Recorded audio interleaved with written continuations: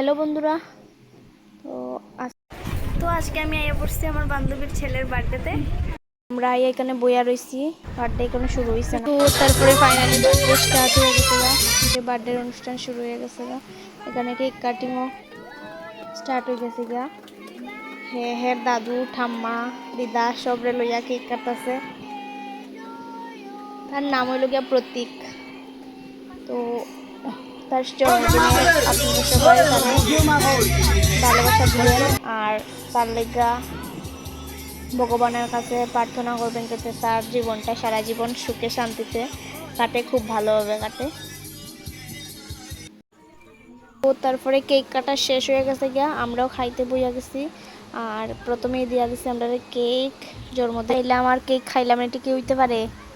তারপরে আমরা ভাত দিয়া দিছে আর এটা ভাতের সাথে দিছিল ডাল আর বেগুনি।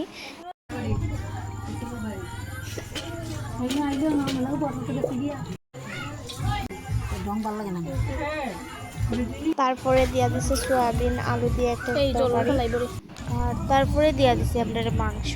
আর তারা প্রথমে লেবু দিতে বইলা গেছে, তো লাস্টে লেবু দিছি আপনারে।